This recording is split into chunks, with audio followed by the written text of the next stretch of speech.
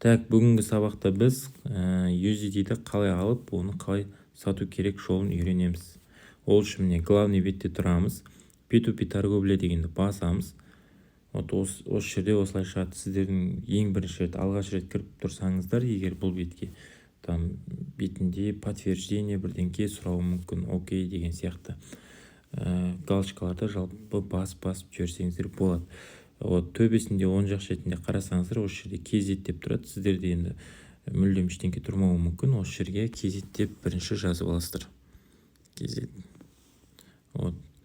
Егер кейінгі алдағы уақытта басқа да түрлерін жаза берсеңіздер болады. Мысалға USDT, ол доллар.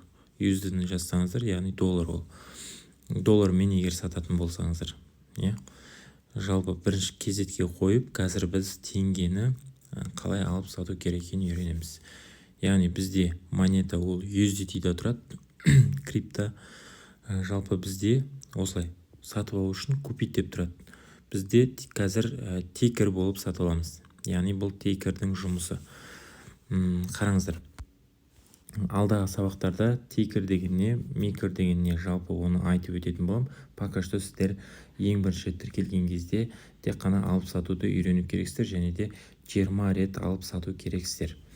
Ол үшін сіздер мысалға ең бірінші рет кірген кезде мына жерде способ оплата дегенге Каспий деген таңдайсыздар.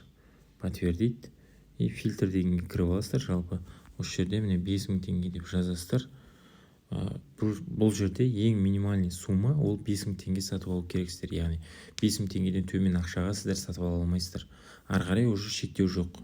Қалған ақшаға сатып ала беруге болады. Жалпы 5000 теңге деп, яғни фильтр таңдап аламыз біз.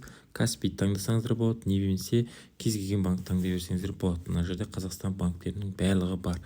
Жалпы сізде ақша қай банкте бар? Яғни қазір сіз крипто сатып алайын деп жатсыз, ол адамға сіз ақша аударып беруіңіз керек. Сізде Каспийде болуы мүмкін ақша, мен білмеймін. Халық банкте или Жусанда, Портеде, білмеймін. Любойында қайсында бар, сіз соны таңдайсыз. Жалпы егер 2-3 банкте болатын болса, 2-3 банкты таңдайсаңыздар да болады, разницасы жоқ. Жалпы біз қазір Каспиймен просто көретін боламыз. Яғни подтвердить деп басамыз. И одан кейін осылай шығып тұрады. Яғни міне ең бірінші адамда шығып тұр бізде. Бұл жерде ең бірінші қарайтын болсақ, біз сделкасына қараймыз. Яғни бұл сделка 15 деп тұр, қарасаңыздар, және де завершен ол 93-80%. Яғни бұл енді бастап келе жатқан адам. Бұл адаммен сізге пока что істесудің қажеті жоқ, өйткені ол мошенник болып шығуы мүмкін түбінде. Екінші адамды қарасаңыздар, сделкасы 312, және де процентін көрсеңіздер 99,70. Яғни жақсы жұмыс деп тұр деген сөз.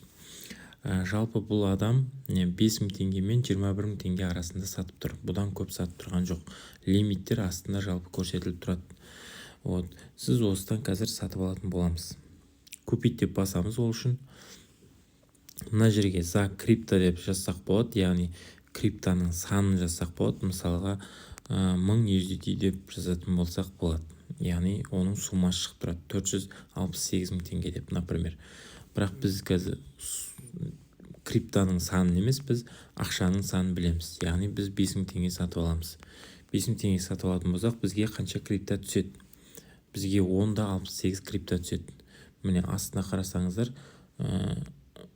4900, 5000 теңге деп қайтадан жаза салайық. 5000 теңгеге 10,68. Жалпы тура осылай жазылып тұрады.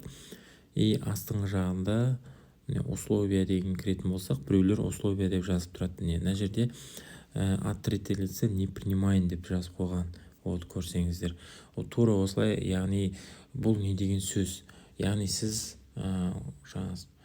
сестраңыздың атыңыздан, немесе білмеймін, үйіңіздегі вообще туысқаныңыздың басқа біреудің атынан сіз ол адамға ақша аударсаңыз, сіздің ақшаңызды қабылдамайды. Яғни ескертіп жазып тұр.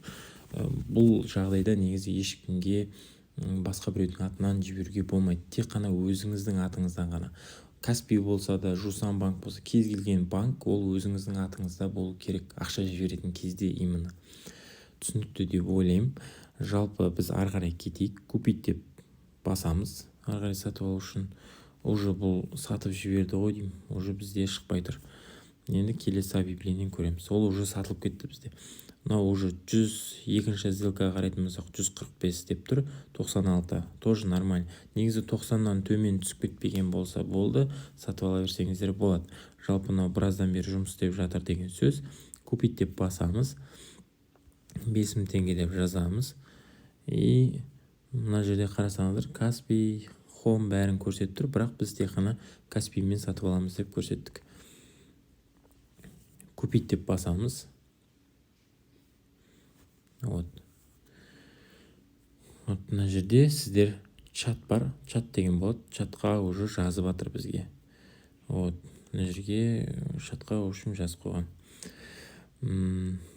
Жалпы осы жерде сөйлесе берсеңіздер болады. Сәлеметсіз бе, онлайн отырсыз ба деген сияқты жазып сөйлесе беруге болады. Жалпы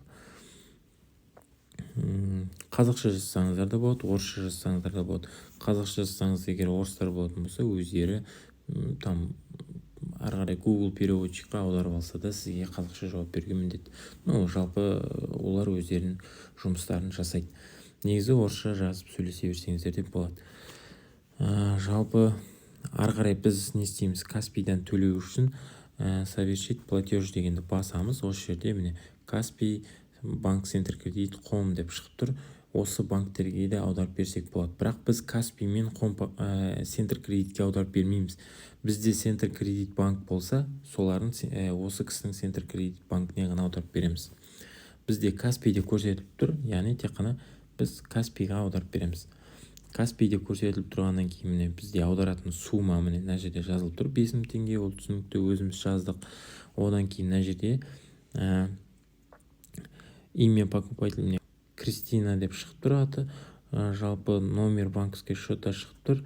От номер банковский счета дегенді үстінен бір бассақ, осы жерден скопировать етіп аламыз. Одан кейін біз Каспий банкқа кіреміз. Қазір мен сіздерге көрсете алмаймын, экран өшіп қалады. Так, мен Кристина Б дегенге салып жібердім. Енді мен оплачено далее деп басам. Жалпы мен жақтан оплата кетті деп жалпы мен подтверждать етіп жібердім. Енді олардың маған USDT берген күтеміз. Уже шығып кете берсек те болады, бізге USDT келіп түседі. Ол үшін міне асты жағында орден деп тұрады, сол орденге кіріп P2P оплачен деп біз жасап қойдық. Олар бізге енді USDT-ін беру керек. Жалпы оның USDT-і қаяқта тұр? Оның USDT-ін уже Binance алып ұстап отыр. Яғни бізде гарант бұл жерде Binance біздің USDT-ді алып отыр. Ол тек қана кнопканы басу керек. Мен оплатаны қабылдадым деп. Уже бізге басып қойды, не көріп тұрғандарыңыздай. Уже біз готов деп баса саламыз, болды. Бұл USDT бізге уже түсті. Яғни бізде бар. Общий ақшама қосылып кетіп отыр. Жалпы қараңыздар, процесс солай. Енді біз продать дегенді басып, тура сол USDT-ді қайтып сатсақ болады. Яғни 5000 теңгені қайтып сатуды көрсететін боламын сіздерге. Ол үшін міне тура жаңағыдай фильтрға кіресіздер, 5000 теңге деп жазасыздар примерно. Енді сіздер алғаш рет жасап отқаннан кейін 5-10 теңгеден ғана жасау керексіздер. Өйткені сіздерде қазіргі процесс ол қол үйрету деп аталады негізінде.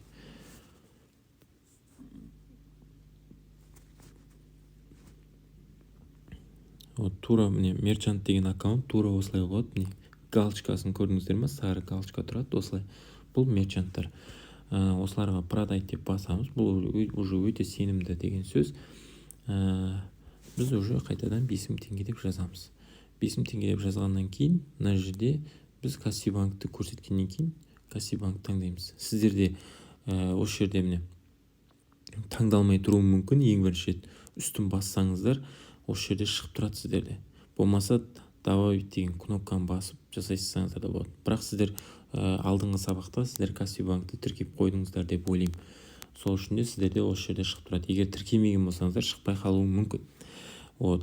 Және де бұл жерде условиясын қарап тоже оқисыздар. Мына жерде айтып отыр, третье лицо не принимаем. Жалпы бұл бұл айтып отыр, жалпы мен третий лицодан жіберем деп отыр, ну доверенный лицодан жіберем деп айтып отыр. Негізінде сіздер жұмыс жасайтын болсаңыздар, егер үлкен сумма болатын болса,